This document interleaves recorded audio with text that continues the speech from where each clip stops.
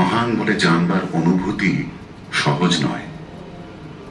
আমরা অনেক জিনিসকে বাদ দিয়ে, অনেক অপ্রিয়কে দূরে রেখে, অনেক বিরোধকে চোখের আড়াল করে দিয়ে নিজের মনোমতো একটা গণ্ডির মধ্যে সৌন্দর্যকে অত্যন্ত শৌখিন রকম করে দেখতে চাই। তখন বিশ্বলক্ষ্মীকে আমাদের সেবাদাসী করতে চেষ্টা করি। সেই অপমানের দ্বারা আমরা তাকে হারাই এবং আমাদের কল্যাণকে শুদ্ধ হারিয়ে ফেলি। মানব প্রকৃতিকে বাদ দিয়ে দেখলে বিশ্ব প্রকৃতির মধ্যে জটিলতা নেই।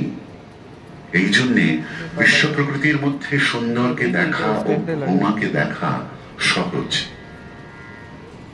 আজ এই সন্ধ্যাবেলায় বিশ্বজগতের মূর্তিকে যে এমন সুন্দর করে দেখছি, এর জন্য আমাদের কোনো সাধনা নেই। যার এই বিশ্ব, তিনি নিজের হাতে এই সমগ্রকে সুন্দর করে আমাদের চোখের সামনে ধরেছেন। সমস্তটাকে বিশ্লেষণ করে যদি এর ভিতরে প্রবেশ করতে যাই, তাহলে এর মধ্যে যে কত বিচিত্র ব্যাপার দেখতে পাবো তার অন্ত নেই।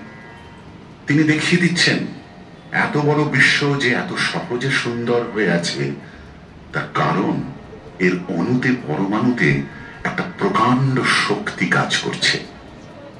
সেই যে শক্তিকে দেখতে পাই, সে অতি ভীষণ। সে কাটছে, ভাঙছে, টানছে, জুড়ছে।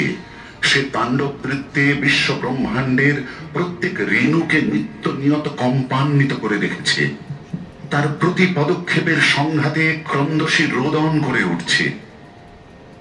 যাকে কাছে এসে ভাগ করে দেখলে এমন ভয়ঙ্কর, তারই অখণ্ড সত্যরূপ কি পরম শান্তিময় সুন্দর।